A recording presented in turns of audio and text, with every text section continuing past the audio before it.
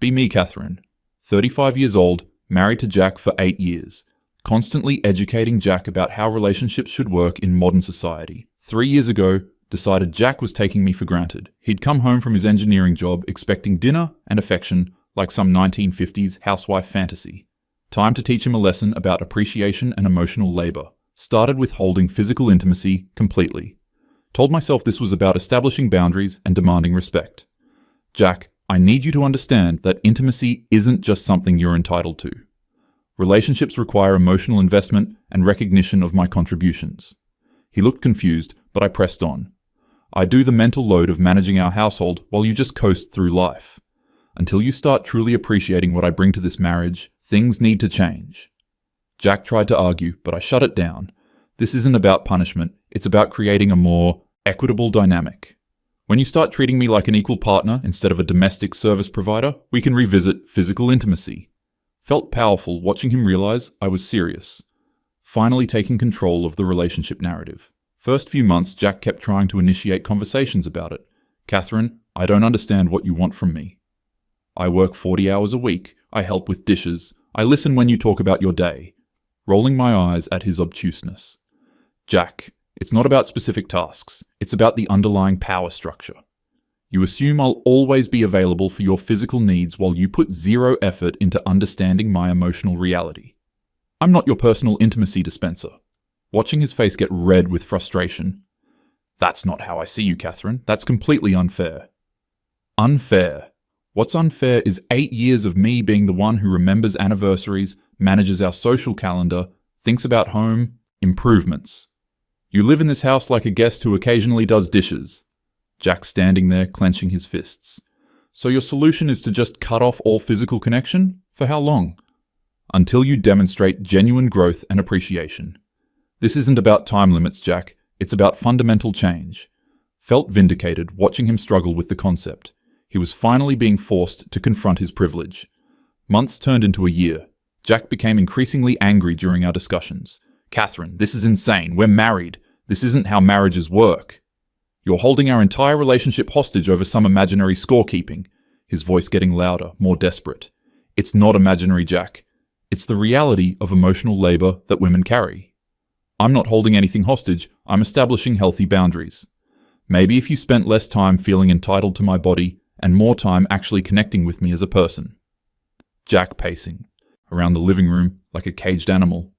Connecting with you? I've tried talking to you every single day for a year.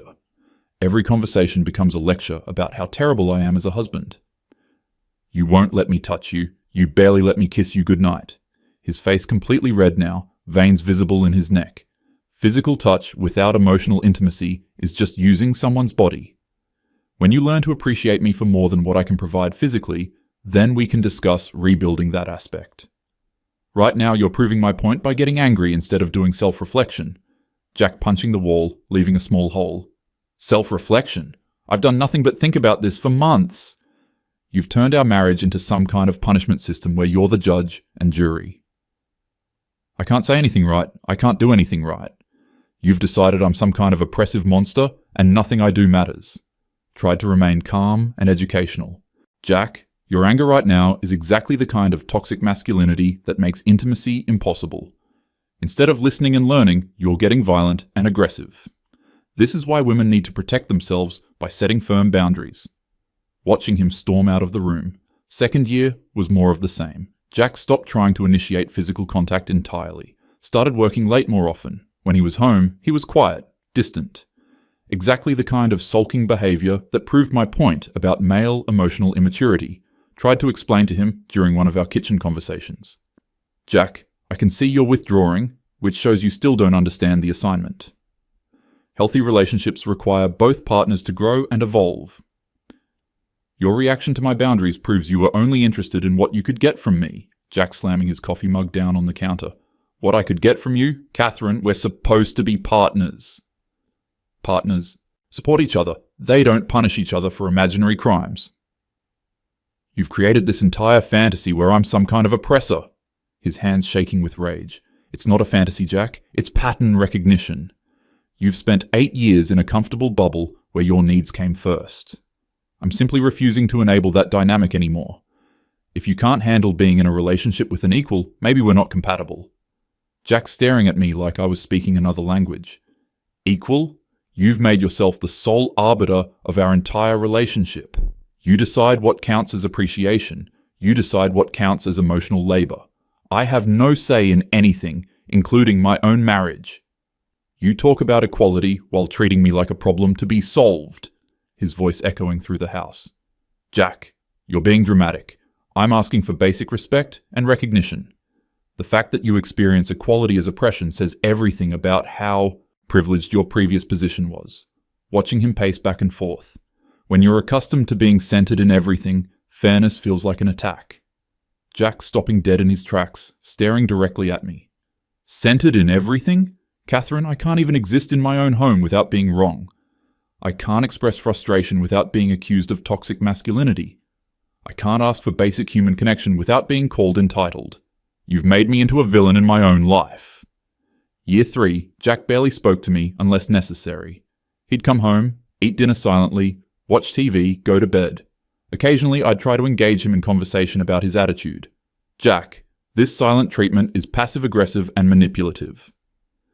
If you want to discuss rebuilding our connection, I'm open to that. Jack looking up from his dinner with dead eyes. Discuss what exactly, Catherine? How I need to change more? How I need to appreciate you more while you give me nothing in return? You've spent 3 years telling me I'm fundamentally flawed as a husband and a person. What exactly is there to discuss? There's your personal growth to discuss. The ways you could demonstrate that you value me beyond just physical access. I'm not giving you nothing, Jack. I'm giving you the opportunity to become a better partner. Most women would have just left instead of investing this much energy in education. Jack's fork clattering onto his plate. Education? You think you've been educating me? You've been punishing me for 3 years for crimes you invented in your head. You've decided I'm guilty of some kind of original sin of being male and married to you. Standing up so fast his chair falls backward. Jack, your anger is proving my point about male fragility. Instead of doing the internal work to understand your privilege, you're having an emotional outburst. This is exactly why intimacy felt unsafe for me in the first place. You're demonstrating that you see conflict resolution as dominance and submission. Jack standing there, breathing heavily for a full minute. Catherine, I'm done. I'm completely done with this insanity. You want to talk about education? You've taught me that I married someone who sees me as an enemy. Walking toward the stairs without looking back, didn't think much of it at first. Jack had stormed off plenty of times over the past 3 years. Usually he'd cool down and we'd eventually have another conversation about his need for growth. Figured this was just another cycle in his learning process. Gave him space to process his emotions. Few weeks later, Jack seemed different. Not angry anymore, just calm and distant. Almost businesslike when he spoke to me. Catherine, we need to talk tonight when you get home from work. Something in his tone made me slightly nervous, but I assumed he was ready to discuss compromise. Came home that evening expecting maybe he'd finally understood what I was trying to teach him. Found Jack sitting at the kitchen table with papers spread out in front of him. Looked official, like tax documents or insurance paperwork. What's all this about? Jack looking up at me with completely flat expression. These are divorce papers, Catherine. I filed yesterday. World stopping completely. Excuse me? Sure, I'd misheard him. I'm divorcing you. I've retained an attorney and started the legal process. Pushing the papers toward me across the table. You'll need to get your own lawyer. Heart pounding, this had to be some kind of negotiation tactic. Jack, this is ridiculous. You can't be serious. Jack standing up, still completely calm. I've never been more serious about anything in my life. I'm done being married to someone who despises me. I'm done living like a prisoner in my own home. I'm done being punished for existing, rushing around the table toward him. Jack, wait, let's talk about this. You're clearly having some kind of emotional crisis. This is obviously a reaction to our conversation about boundaries and growth. We can work through this together. Jack stepping away from me. Work through what, Catherine? 3 more years of you explaining why I'm terrible? 3 more years of being told that wanting basic affection from my wife makes me an oppressor. 3 more years of walking on eggshells while you lecture me about my privilege? His voice still eerily calm. Jack, you're mischaracterizing everything. I've been trying to help our relationship grow into something more equitable. This extreme reaction shows you're not ready for the emotional maturity that real partnership requires. Running away to lawyers instead of doing the work is exactly the kind of avoidance I was trying to address. Jack actually laughing, but not in a good way. Running away? Catherine, I've spent 3 years trying to figure out what you wanted from me. I read books about emotional labor. I started therapy. I examined every aspect of my behavior. I bent over backward trying to become whoever you decided I needed to be. And nothing was ever enough because the game was rigged from the start. Realizing he might actually be serious about this. Jack, you're throwing away 8 years of marriage because you can't handle being asked to grow. This is exactly the kind of fragile masculinity that made boundaries necessary in the first place. You'd rather blow up our entire life than do the internal work to become a better partner. Jack's calm facade starting to crack. Better partner? Catherine, I haven't been allowed to be a partner for 3 years. You turned me into some kind of probationary tenant in my own marriage. Every word I said was wrong. Every action was evidence of my inadequacy. You created an impossible standard and then acted surprised when I couldn't meet it. There's nothing impossible about basic respect and appreciation, Jack. Other men manage to evolve beyond patriarchal entitlement. The fact that you're choosing divorce over personal development says everything about your character. You'd rather destroy our family than examine your own behavior. Jack's voice getting louder again. Examine my behavior? What about your behavior, Catherine? What about 3 years of withholding affection to manipulate me? What about turning every conversation into a lecture about how terrible I am? What about making me feel like a monster for wanting to feel loved by my own wife? Jack, I never withheld affection. I established boundaries around intimacy. There's a difference between manipulation and requiring emotional safety. If you can't understand that distinction, then you're proving exactly why those boundaries were necessary. Watching his face get red again, Jack picking up one of the legal documents. Emotional safety? Catherine, you made me feel emotionally unsafe every single day. You criticized everything I did, questioned every motive I had. You turned our home into a hostile environment where I was constantly under surveillance. Then you call it boundaries when I finally say I'm done. Realizing I needed to take control of this situation. Jack, you're clearly having some kind of breakdown. This divorce threat is just another attempt to manipulate me into backing down, but I'm not going to be intimidated into abandoning my principles. If you want to work on our marriage, I'm still willing to guide you through that process. Jack staring at me for a long moment. Guide me? Catherine, you still don't get it. This isn't a negotiation or a threat. I don't want to work on our marriage anymore. I want out of it completely. Feeling panic starting to set in. Jack, you can't just give up on 8 years together. Marriage requires commitment and perseverance through difficult periods. This is obviously a reaction to being challenged to grow beyond your comfort zone. We can find a counselor who can help you process these feelings. Jack shaking his head. A counselor? Catherine, I've been in therapy for 2 years trying to figure out how to be good enough for you. My therapist finally helped me realize that nothing I do will ever be good enough. Because you don't want a partner, you want a project. You want someone you can constantly improve and lecture. That's completely unfair, Jack. I want an equal partner who contributes emotionally to our relationship. The fact that you interpret that as wanting a project shows how much work you still need to do. This divorce filing is just another way of avoiding accountability. Jack gathering up the papers. Avoiding accountability? Catherine, I'm taking the ultimate accountability. I'm admitting that I can't be the husband you want me to be. I'm freeing both of us from this toxic cycle. You can find someone who enjoys being constantly corrected and criticized. Following him toward the stairs. Jack, this is insane. You're destroying our life over a temporary rough patch. All couples go through periods where they need to recalibrate the relationship dynamic. You're giving up right when we were starting to make real progress. I was beginning to see some genuine growth in your understanding. Jack stopping at the bottom of the stairs. Progress? Catherine, what progress? I've been miserable for 3 years. I've felt unwanted, unappreciated, and constantly attacked. If that's your definition of progress, then we have completely different goals. Desperate now, realizing he might actually go through with this. Jack, I know it's been challenging, but that's how real change happens. You can't expect to overcome decades of socialized male privilege without some discomfort. I've been patient and supportive throughout your learning process.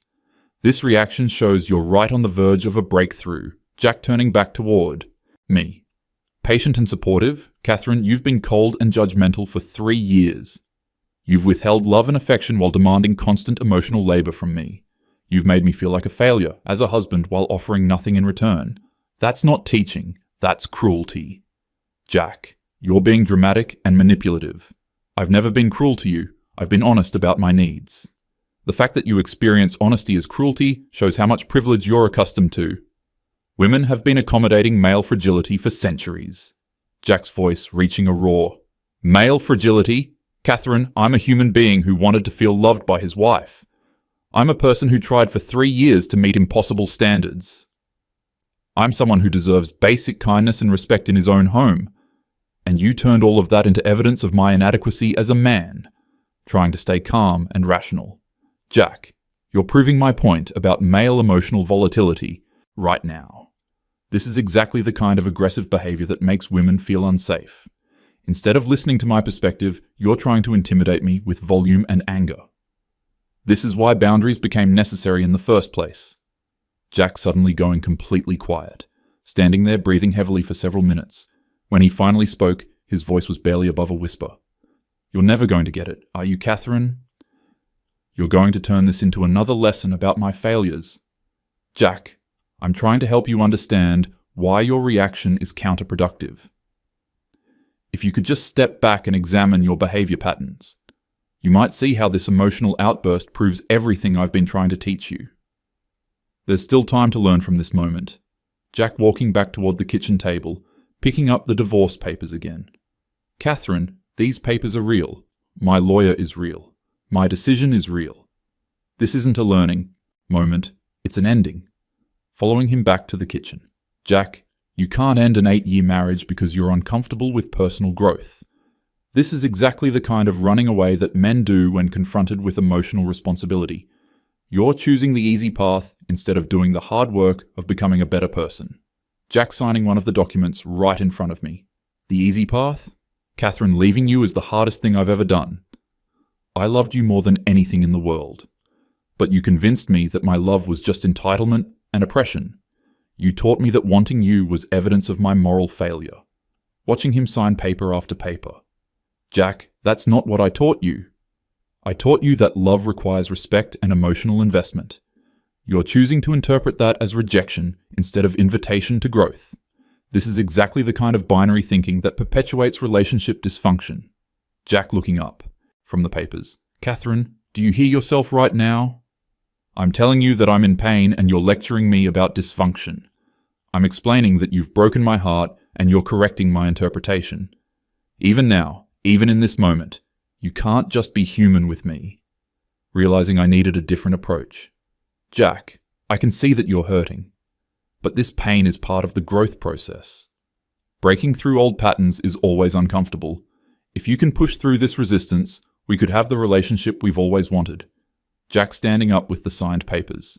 The relationship we've always wanted? Catherine, I wanted the relationship we had. I wanted to feel desired and appreciated by my wife. I wanted to come home to someone who was happy to see me. I wanted partnership, not constant evaluation. Jack, what you wanted was comfort and complacency. You wanted me to enable patterns that were unhealthy for both of us. Reals. Partnership requires constant work and examination. You're choosing familiar dysfunction over healthy challenge. Jack walking toward the front door with his papers. Catherine, I'm staying at my brother's place starting tonight. My lawyer will contact yours about the details. We can divide up belongings later when emotions aren't so high.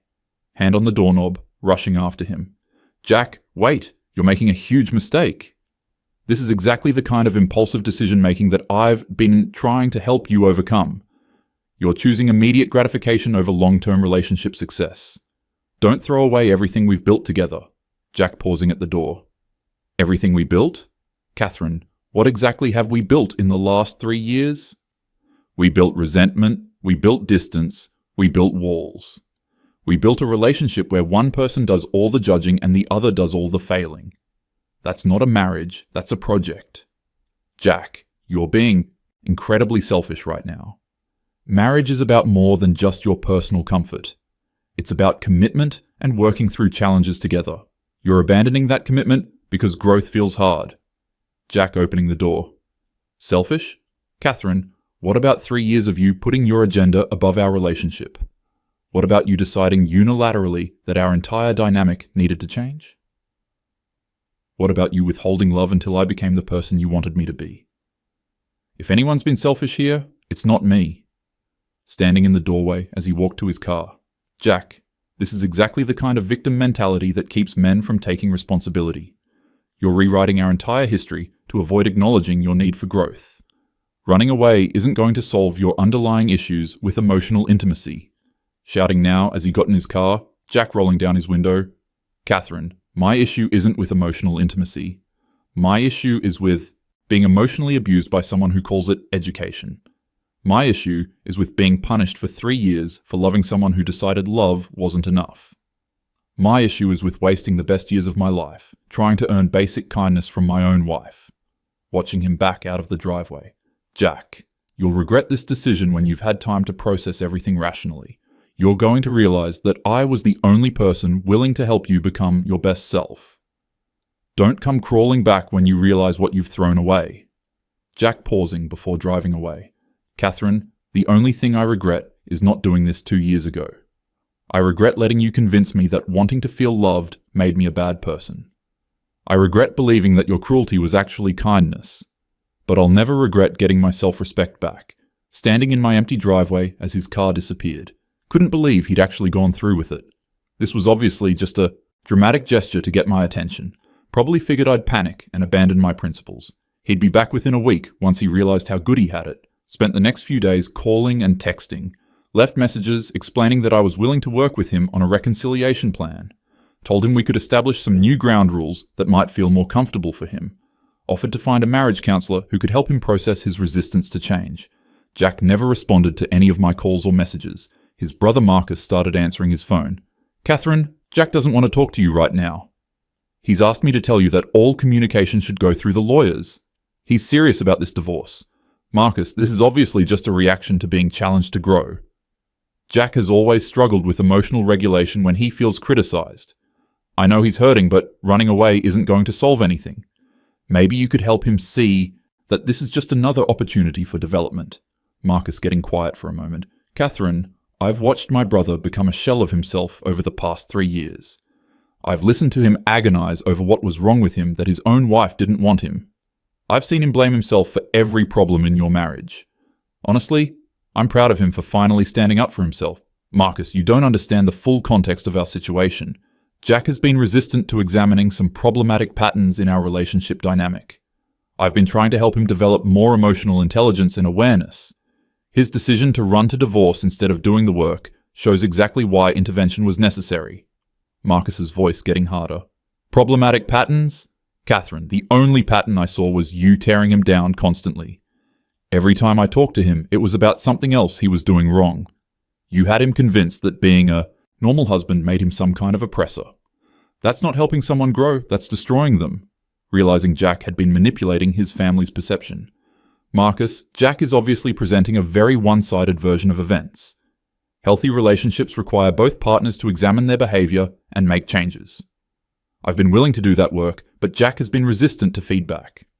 This divorce filing is just an extreme avoidance tactic. Marcus laughing bitterly. Avoidance tactic. Catherine, he tried for 3 years to make you happy.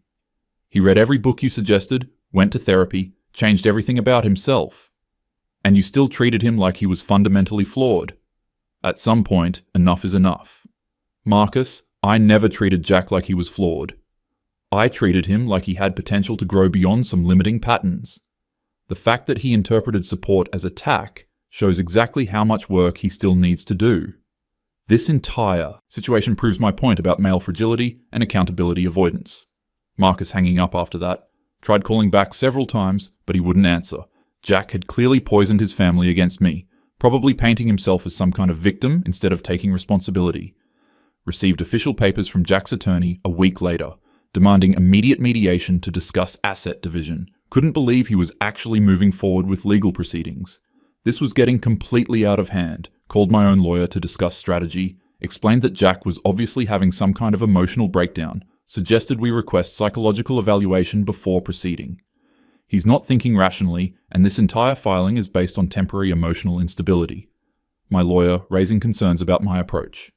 Catherine, if your husband has been unhappy for 3 years, this might not be as sudden as you think. Courts don't look favorably on claims that someone is mentally unstable just for filing divorce. We should probably focus on practical matters like property division. But this isn't about genuine incompatibility. This is about Jack refusing to do the emotional work necessary for healthy partnership. He's choosing the nuclear option instead of addressing his issues with intimacy and appreciation. Surely there must be some way to delay proceedings until he's thinking more clearly. Lawyer explaining that no grounds existed for delaying anything. Jack had every right to file for divorce. My only options were to contest specific terms or try mediation. Catherine, I understand this is difficult, but we need to prepare for the possibility that this is really happening. Attended the first mediation session expecting Jack to show some remorse. Figured once he saw me in person, he'd realize how much he was giving up. Walked into the conference room, ready to discuss terms for reconciliation.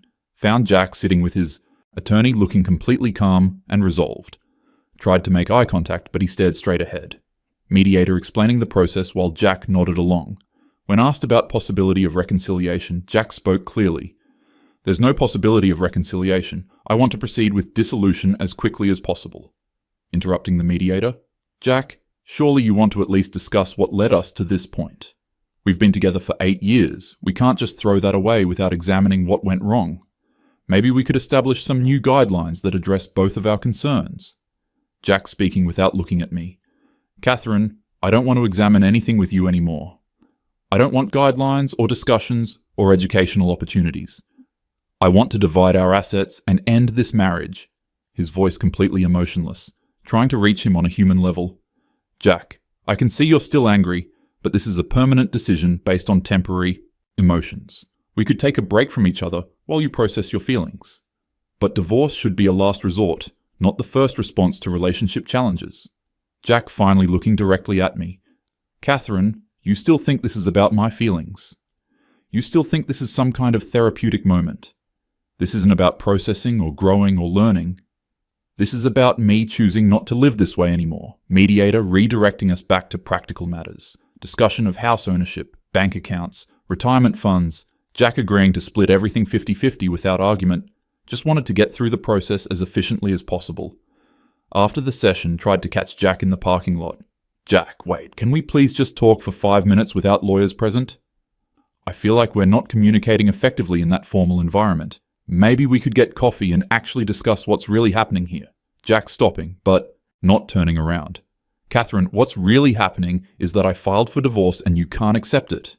You keep waiting for me to change my mind or realize I made a mistake. But the only mistake I made was waiting this long. Walking away toward his car, calling after him desperately. Jack, you're going to regret this when you realize what you're giving up. You're going to miss having someone who actually cared enough to help you grow.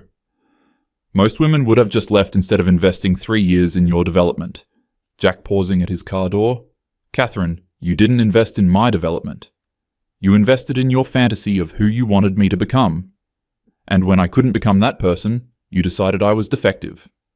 That's not love. That's narcissism.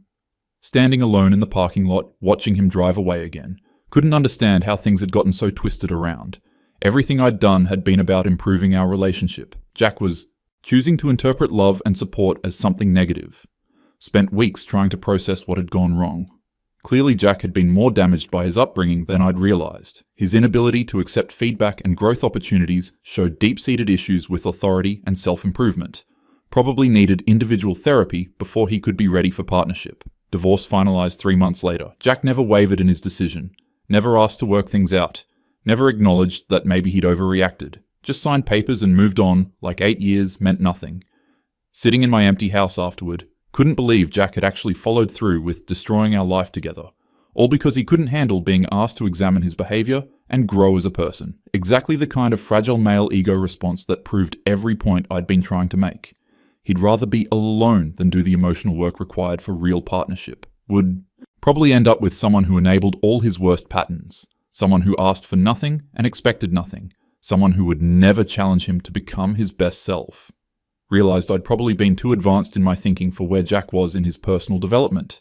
Maybe someday he'd look back and appreciate what I'd been trying to give him. Maybe he'd realize that having someone care enough to demand growth was actually a gift. Maybe he'd understand that I'd been the only person willing to see his potential, but for now, he was choosing the easy path, choosing comfort over growth, choosing stagnation over evolution, proving exactly why someone needed to challenge him in the first place. Jack was going to spend the rest of his life wondering what he'd thrown away, going to realize that finding someone willing to invest in his development was rare, going to miss having a partner who saw beyond his current limitations, going to regret choosing divorce over doing the work. Meanwhile, I'd learned valuable lessons about male fragility and resistance to change. Seen firsthand how quickly men abandon relationship when asked to evolve. Understood better why so many marriages fail when women refuse to settle for less than they deserve. Gained insight into the depths of male entitlement and avoidance. Jack could have his divorce, could have his freedom from accountability, could have his life without anyone challenging him to grow, but he'd lost the best thing that ever happened to him. And deep down, he knew it.